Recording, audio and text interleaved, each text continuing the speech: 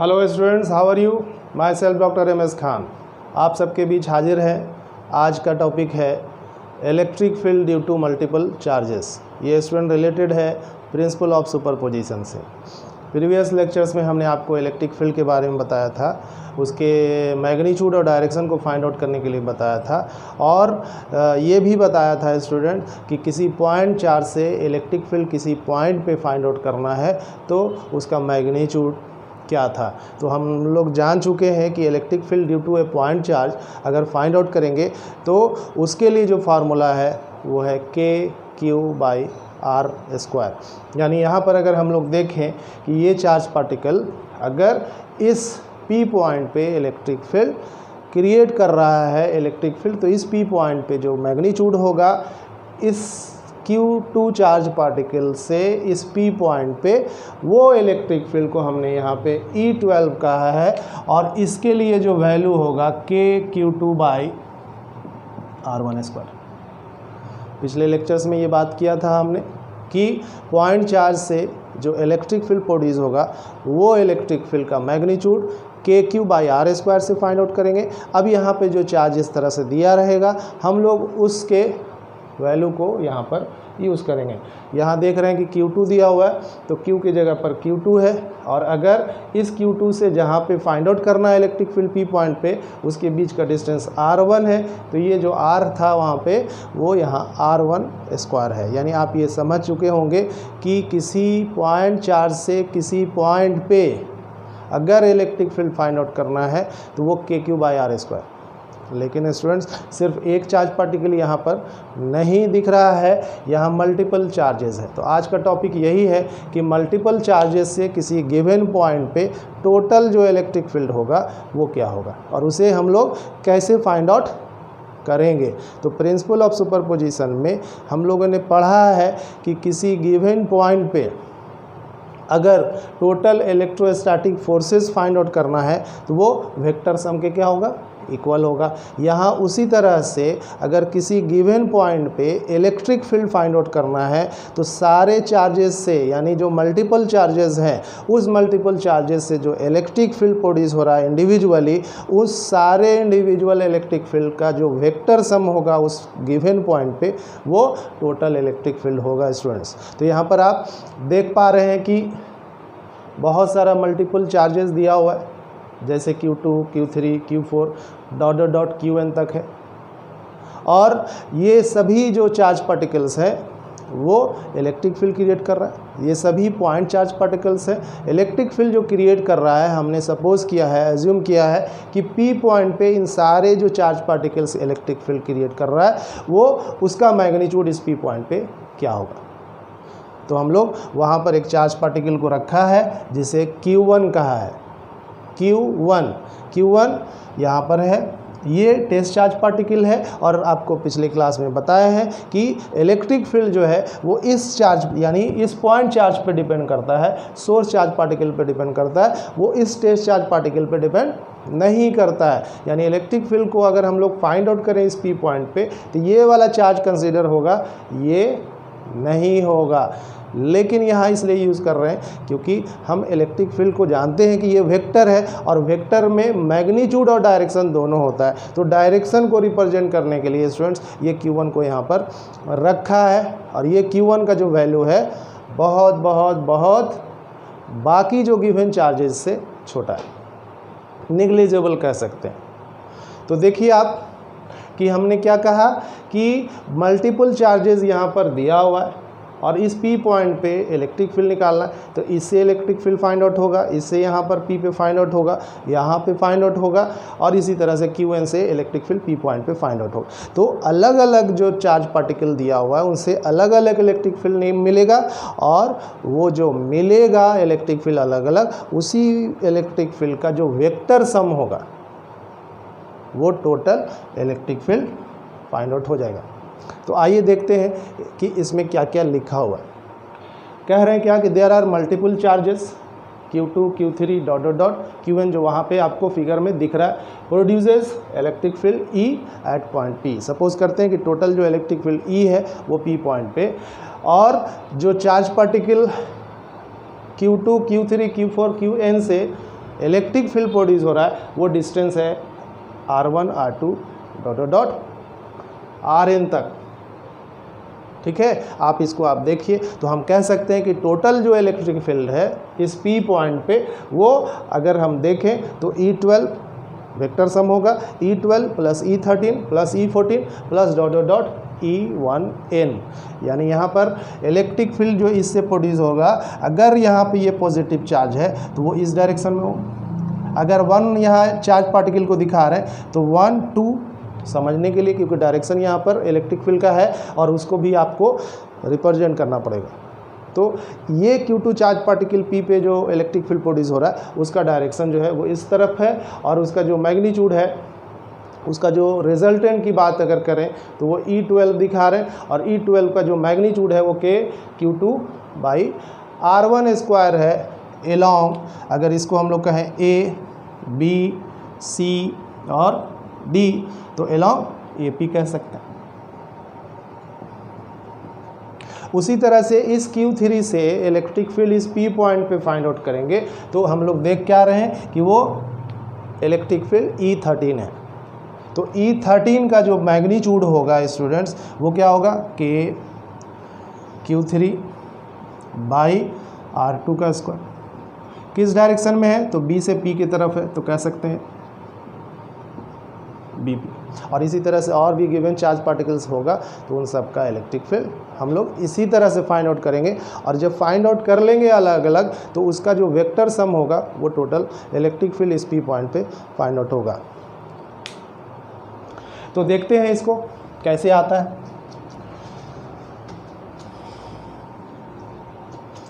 Electric field जो है वो वेक्टर है, और हमने कहा था पिछली क्लास में कि ये इलेक्ट्रिक फील्ड बहुत ही इंपॉर्टेंट है। सारे इलेक्ट्रिकल और इलेक्ट्रॉनिक डिवाइसेस के लिए इलेक्ट्रिक फील्ड चाहिए। इलेक्ट्रोस्टैटिक फोर्स ये प्रोड्यूस कर रहा है, ये फोर्स बहुत ही ज़्यादा स्ट्रॉन्ग है, ग्रेविटेशनल फोर्स से भी स्ट्रॉन्ग है, मैग्नेटिक फोर्स से भी स्ट्रॉन्ग है, और ये थोड़ा बहुत भी स्ट्रॉन्ग नहीं है। कहा जा रहा है कि अगर दो इलेक्ट्रॉन्स के बीच इलेक्ट्रोस्टैटिक फोर्स और ग्रेविटेशनल फोर्स फाइंड आउट करेंगे तो इलेक्ट्रोस्टैटिक फोर्स जो है वो 41 टाइम्स जो है 10 टू द पावर 41 टाइम्स जो है वो स्ट्रॉन्गर होगा ग्रेविटेशनल फोर्स से। फिर से एक बार समझेंगे, इलेक्ट्रोस्टैटिक फोर्स जो है वो ग्रेविटेशनल फोर्स से बिटवीन टू गिवन इलेक्ट्रॉन्स अगर कहें तो वो 10 टू द पावर 41 टाइम्स जो है स्ट्रॉन्ग होता है। बहुत ज़्यादा स्ट्रॉन्ग है ये इलेक्ट्रोस्टैटिक फोर्स, और इस इलेक्ट्रोस्टैटिक फोर्स को प्रोड्यूस करने के लिए इलेक्ट्रिक फील्ड चाहिए। वही कर रहे हैं हम लोग कि कहाँ पे कितना इलेक्ट्रिक फील्ड प्रोड्यूस होगा और उससे कितना फोर्स होगा। तो आगे टॉपिक में हम बताएंगे कि इलेक्ट्रिक फील्ड में किसी गिवन चार्ज पार्टिकल को अगर रखें तो उस पर कितना फोर्स लग रहा है, कितना इलेक्ट्रोस्टैटिक फोर्स वहाँ पर काम करेगा। लेकिन अभी हम लोग जो है इलेक्ट्रिक फील्ड जो P पॉइंट पे फाइंड आउट करना है टोटल इस मल्टीपल चार्जेस से, उसको अभी हम लोग यहाँ पर देख रहे हैं। तो क्या देख रहे हैं कि अगर यहाँ P पॉइंट पे टोटल इलेक्ट्रिक फील्ड को हमने E कहा है, वेक्टर सम है इसलिए E is equal to E12 plus E13 plus समझ गए होंगे E14 और dot dot dot plus E1n, यानी Q1 जो है उसके जगह पे हम लोग इलेक्ट्रिक फील्ड प्रोड्यूस कर रहे हैं, इसको E12 कह रहे हैं।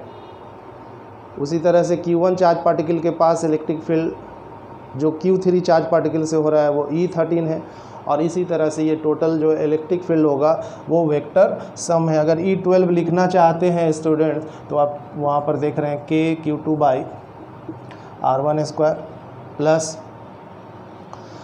ये मैग्नीट्यूड हो गया। अगर इसके डायरेक्शन को दिखाना हो तो यूनिट वेक्टर लगा सकते हैं, और वो यूनिट वेक्टर जो है वो डायरेक्शन A से P है तो AP वहाँ हमने लिखा, लेकिन यूनिट वेक्टर लगाएंगे तो ये 2 से 1 हो जा रहा है, तो यूनिट वेक्टर लगा सकते हैं 2 1 प्लस Q3 बाई R2 का स्क्वायर। क्या यूनिट वेक्टर होगा, क्योंकि 3 से 1 की ओर डायरेक्शन है तो यहाँ पे 3 यूनिट वेक्टर लगाने से क्या फ़ायदा है, यूनिट वेक्टर का मैग्नीट्यूड 1 होता है, लेकिन ये डायरेक्शन बता रहा है किसी गिवन वेक्टर्स का, यानी यहाँ जो इलेक्ट्रिक फील्ड है उसका डायरेक्शन ये यूनिट वेक्टर बता रहा है। जैसे 2 से 1 है, इसका मतलब इलेक्ट्रिक फील्ड का डायरेक्शन चार्ज Q2 से Q1 की तरफ है।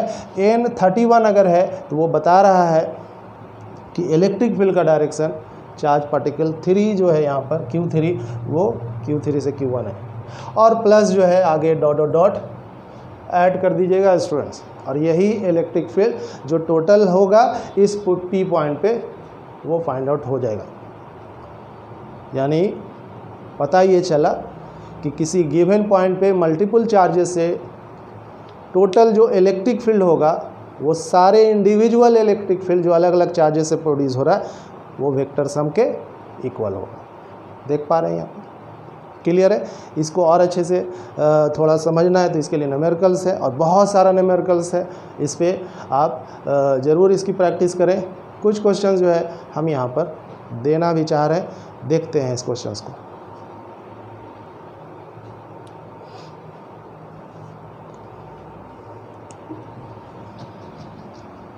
मिटा देता हूँ इसको। तो यही था आपका इलेक्ट्रिक फील्ड जो है फाइंड आउट करना किसी पॉइंट पे due to multiple charges. Vector sum का मतलब, वेक्टर में आपने पढ़ा है कि 2 वेक्टर्स है। सपोज करते हैं कि एक वेक्टर ए है और यहाँ पर ए के जगह पे इलेक्ट्रिक फील्ड दिखा दें, E1 है, ठीक। दूसरा जो है वेक्टर E2 है, क्योंकि जब भी एडिशन की बात आएगा, वेक्टर सम की बात आएगा, एक वेक्टर का हेड दूसरे वेक्टर के टेल से जुड़ा होता है, तभी उसका रिजल्टेंट पता चलता है, उसका मैग्नीट्यूड और डायरेक्शन हम लोग आसानी से और सही जो है वो फाइंड आउट कर सकेंगे।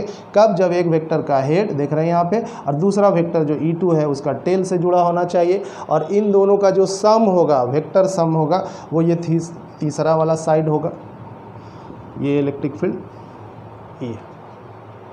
तो E जो वेक्टर है वो E1 प्लस E2 है, यानी दो वेक्टर का जो सम करेंगे वो vector sum vector E1 plus vector E2 है यहाँ पर, A, B और C।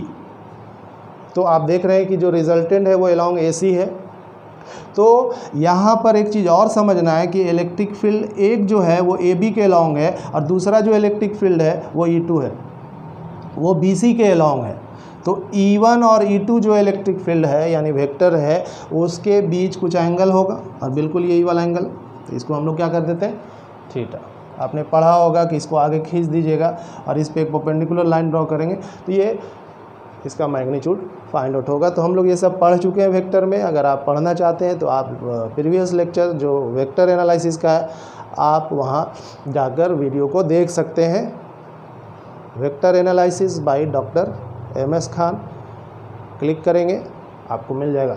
तो उम्मीद है कि जो वहाँ मैंने वेक्टर में पढ़ाया है आप एक बार देख लेंगे, लेकिन यहाँ जो हम लोग बताना चाह रहे हैं कि 2 वेक्टर्स का जो सम होगा उसका मैग्नीट्यूड और डायरेक्शन कैसे फाइंड आउट करते हैं। तो स्टूडेंट्स एक बार फिर से यहाँ पर रिवाइज करा रहे हैं। अब इसका मैग्नीट्यूड देखते हैं। तो जब वेक्टर का मैग्नीट्यूड जो रिजल्टेंट है उसका मैग्नीट्यूड अगर हम लोग देखें तो ये फार्मूला बताता है E1 का स्क्वायर प्लस E2 का square plus 2E1 E2 cos theta. Theta is the angle between E1 and E2। यानी जब दो वेक्टर का सम करेंगे तो उसके लिए ये फार्मूला यूज़ करना पड़ेगा। और अगर डायरेक्शन चाहते हैं, किसका डायरेक्शन, E का, किसके साथ, तो E1 के साथ, यानी रिजल्टेंट इलेक्ट्रिक फील्ड का डायरेक्शन अगर E1 के साथ चाहेंगे तो tan alpha is equal to E2 sine theta by E1 plus E2 cos. इसको इसलिए बता रहे हैं क्योंकि अभी जो इलेक्ट्रिक फील्ड फाइंड आउट करेंगे गिवन पॉइंट पे मल्टीपल चार्जेस से, उसके लिए ये आपको जानना ज़रूरी है। इसी को यूज़ करके वहाँ पर फाइंड आउट करेंगे। तो इसको आप समझ गए कि कैसे हम वेक्टर को सम करते हैं और उसका रिजल्टेंट का मैग्नीट्यूड और डायरेक्शन ये यहाँ से फाइंड आउट कर लेते हैं। तो अब देखते हैं, एक क्वेश्चन यहाँ पर है ठीक है, क्यू क्यू और यहाँ पर भी क्यू, 3 मल्टीपल चार्जेस दिया हुआ है, ये डिस्टेंस आर है, यहाँ पर भी डिस्टेंस आर है, ठीक है, A B C. Find the electric field, find the electric field at C, ठीक है, by 2 given charge particle as shown in figure. Find the electric field at C, यहाँ पे निकालना है इलेक्ट्रिक फील्ड, किससे? बाई जो गिवन 2 चार्ज पार्टिकल है उससे। अभी बताए थे कि मल्टीपल चार्जेस से किसी गिवन पॉइंट पे इलेक्ट्रिक फील्ड निकालेंगे तो उसका वेक्टर सम करना पड़ेगा, और यहाँ पर वही करेंगे। देखिए आप क्या करने जा रहे हैं कि इस चार्ज पार्टिकल से C पे इलेक्ट्रिक फील्ड निकालें। फॉर्मूला देखिए, इलेक्ट्रिक फील्ड हम लोग कहाँ पे फाइंड आउट करने वाले हैं? तो इलेक्ट्रिक फील्ड एट C पे, किससे? बाई शॉर्टकट में लिख रहे हैं चार्ज Q, कहाँ पर है यार? एट A पे, यानी A पर रखा हुआ जो चार्ज पार्टिकल Q है उसे C पर हम लोग इलेक्ट्रिक फील्ड निकालेंगे। तो इसको हम लोग EA कर देता हूँ, ठीक, या EAC कर देते हैं और अच्छा रहेगा। तो EAC is equal to KQ by R square. R का मतलब जहाँ से ले रहे हैं चार्ज पार्टिकल और जहाँ पे इलेक्ट्रिक फील्ड निकालना है उसके बीच का डिस्टेंस, तो टोटल डिस्टेंस लेना पड़ेगा। तो यहाँ से यहाँ तक आर और यहाँ से यहाँ तक आर, तो टोटल यहाँ से अगर आप देखिएगा तो ये 2r होगा, तो यहाँ 2r का स्क्वायर किस डायरेक्शन में है इसको पहले सॉल्व कर लेते हैं। KQ by 4r square, direction देखिएगा एलॉन्ग AC, क्लियर है। दूसरा अगर हम लोग देखें कि इस C पर इलेक्ट्रिक फील्ड इस Q चार्ज से जो B पे रखा हुआ है उससे क्या मिलेगा, तो लिखेंगे electric field eight C by, मतलब चार्ज Q से प्रोड्यूस हो रहा है, कहाँ पर है? B पर है। तो स्टूडेंट यहाँ पर लिखेंगे आप BC, BC डायरेक्शन ऑलरेडी हम दिखा रहे हैं वहाँ पे, इस पे एरो देने की ज़रूरत नहीं है। EBC क्या होगा? KQ बाई, देखिए यहाँ से यहाँ तक का डिस्टेंस सिर्फ R है तो R स्क्वायर लिखें, किस डायरेक्शन में है? तो एलॉन्ग BC। स्टूडेंट्स आप देख पा रहे हैं क्या कि AC और BC ये दोनों का डायरेक्शन सेम है, A से C इधर ही है, यानी आप देखोगे कि इलेक्ट्रिक फील्ड EAC इसी डायरेक्शन में है और इलेक्ट्रिक फील्ड BC किधर है? इधर ये है, तो इलेक्ट्रिक फील्ड EBC ये भी सेम, यानी दोनों का डायरेक्शन अगर सेम है स्टूडेंट, यहाँ पर E1 और E2 का डायरेक्शन सेम है तो थीटा 0 होगा। यहाँ जो भी वही बात है कि EAC और EBC अगर सेम डायरेक्शन में है तो थीटा क्या होगा? 0 होगा। और जब थीटा 0 होगा स्टूडेंट्स तो हम लोग पढ़े हैं वेक्टर में कि वो उसका जो रिजल्टेंट होगा, यानी उसका यहाँ मैग्नीट्यूड और डायरेक्शन जो होगा उसके लिए हम लोग सिंपली क्या करेंगे कि जो इलेक्ट्रिक फील्ड C पर इस Q चार्ज पार्टिकल से आ रहा है और जो इलेक्ट्रिक फील्ड C पर B पे रखे हुए चार्ज पार्टिकल से आ रहा है वो सेम डायरेक्शन में अगर है तो वो इलेक्ट्रिक फील्ड को जोड़ देंगे, सिंपली क्या करेंगे? ऐड कर देंगे, वही उसका टोटल इलेक्ट्रिक फील्ड यहाँ पर मिल जाएगा। तो आप देख रहे हैं कि यहाँ पर EAC है और सेम डायरेक्शन में है, तो थीटा का वैल्यू क्या हो गया? 0, और थीटा का वैल्यू 0 है तो इलेक्ट्रिक फील्ड जो होगा वो होगा EAC प्लस EBC। EAC अगर यहाँ पर देख रहे हैं तो KQ by 4R square plus KQ by R square. तो स्टूडेंट यहाँ पर आप इसको सॉल्व करिए, क्या आ जा रहा है?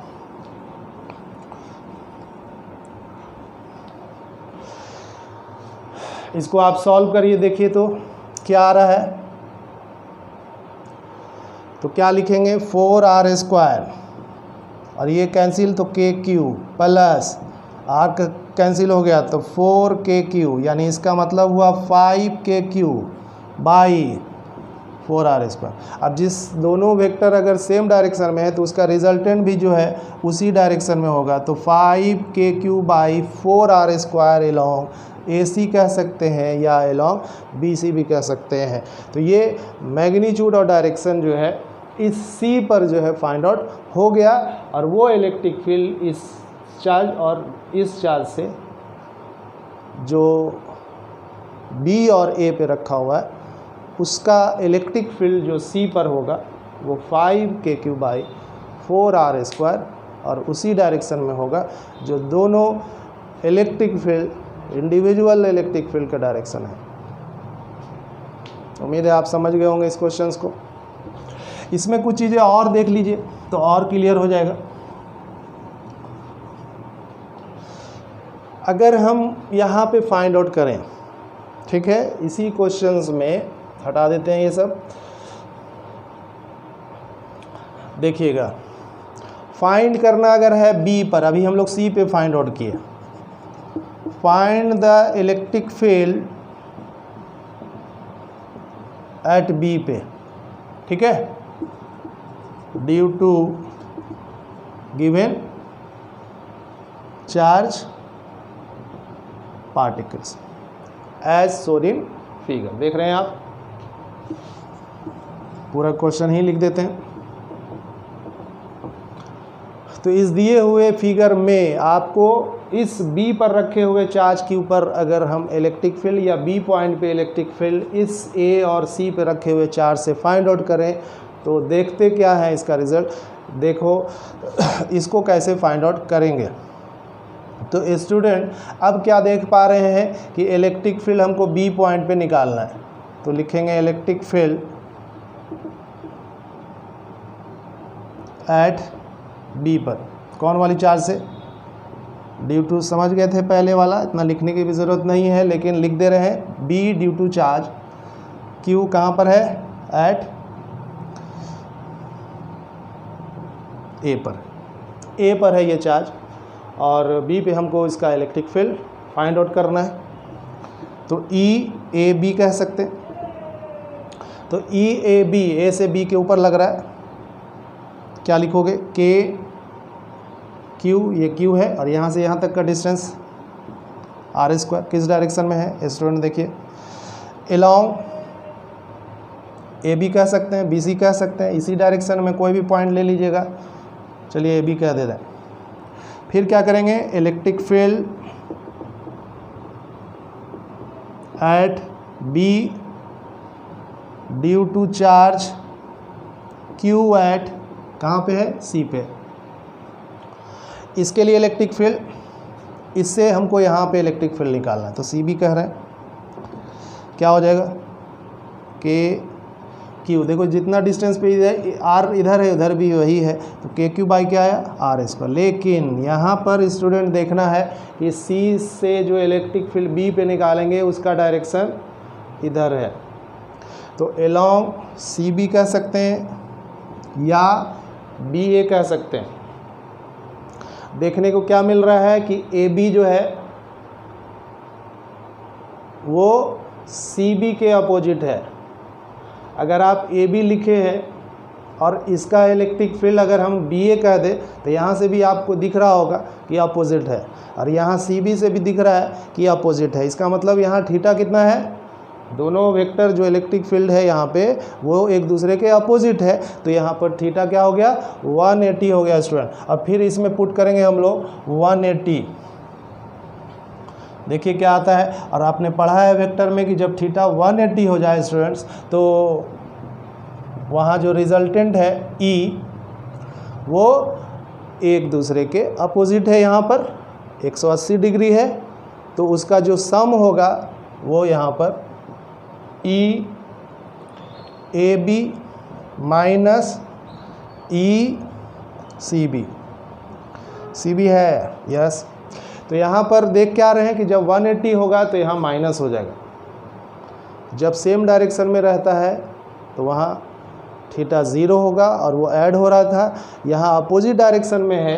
अब देख रहे हैं कि ये इधर लगा रहा है, यानी ए बी का डायरेक्शन इस डायरेक्शन में है और इससे जो डायरेक्शन है ई सी बी वो इधर है, और जब दोनों अपोजिट होगा तो थीटा 180 होगा, और 180 वहाँ जो फार्मूला बताया cos 180 -1 होता है, तो ये बनकर आएगा। और अब जब ये बनकर आएगा तो इसका वैल्यू यहाँ ए बी वाला KQ/R², और ये सी बी वही है KQ/R², आंसर 0। तो यहाँ इलेक्ट्रिक फील्ड इस बी पर इन दोनों गिवन चार्ज पार्टिकल से 0 आ रहा है। क्लियर है? इसी में अगर स्टूडेंट्स और क्वेश्चंस को देखें तो थोड़ा सा और समझिए। अगर इसमें से कोई एक चार्ज पार्टिकल को निगेटिव कर देते हैं, तो जब निगेटिव कर देंगे हम यहाँ पे किसी गिवन चार्ज पार्टिकल जो दिया हुआ है उसमें से कोई एक निगेटिव है या दोनों निगेटिव है या सब के सब निगेटिव है, तो डायरेक्शन जो इलेक्ट्रिक फील्ड का है वो चेंज हो जाएगा। तो हम लोग यहाँ बारी बारी से समझे कि अभी जो बात कर रहे थे उसमें चार्ज पार्टिकल जो तीनों दिख रहा है यहाँ वो पॉजिटिव है, और पॉजिटिव जब चार्ज पार्टिकल है तो उसके लिए ये वाली केस है। लेकिन अगर हम लोग इसमें इन सब को हम हटा देते हैं और एक बार फिर से फ्रेश फिगर देखते हैं और दिखाते हैं कि चार्ज पार्टिकल इसमें से एक नेगेटिव है, ये Q, ये Q और ये Q, ठीक, ये वाला नेगेटिव है। और अभी बताए थे कि B पे फाइंड आउट करना, तो B पे अगर फाइंड आउट करना है, ठीक, find the electric field eight C कर देता हूं पहले, ठीक है, due to given charges.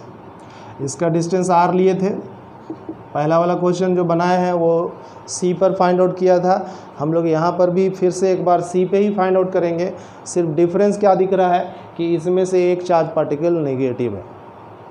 B पे भी अगर फाइंड आउट करना चाहेंगे तो B पर कोई भी चार्ज पार्टिकल रखा हो, इलेक्ट्रिक फील्ड निकालने के लिए वो जो चार्ज पार्टिकल होगा जहाँ पे फाइंड आउट करेंगे उस पर डिपेंड नहीं करता, तो आंसर एज इट इज़ रहेगा। लेकिन अगर हम C पे फाइंड आउट करते हैं तो देखते क्या है, उसको हम लोग चलिए स्टार्ट करते हैं, सॉल्व करते हैं इसको। तो फिर वही लिखेंगे इलेक्ट्रिक फील्ड, आज लिखेंगे नहीं इस पर अभी। आप देखिए कि हम लोग इलेक्ट्रिक फील्ड निकाल रहे हैं C पे A से, तो लिख देते हैं EAC, क्या हो जाएगा KQ/2R², KQ/4R², किस डायरेक्शन में होगा, अलॉन्ग AC।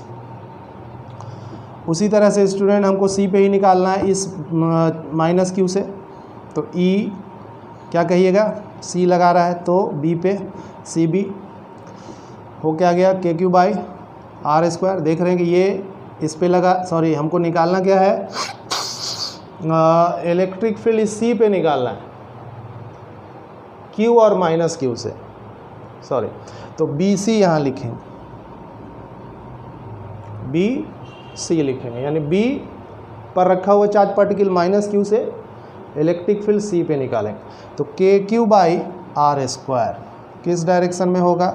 यहाँ पर देखिएगा कि अगर ये पॉजिटिव रहता तो इसी डायरेक्शन में होता, लेकिन नेगेटिव है तो डायरेक्शन अपोजिट हो जाएगा। यानी अगर ये पॉजिटिव है तो इससे जो इलेक्ट्रिक फील्ड इस चार्ज पार्टिकल से C पे निकाल रहे हैं वो अलॉन्ग AC होगा, पॉजिटिव रहेगा तो A से C की तरफ होगा, मेंशन कर देते हैं यहाँ पे। लेकिन अगर -Q से C पे इलेक्ट्रिक फील्ड निकालेंगे तो देखिए डायरेक्शन बदल गया और वो C से B की तरफ होगा।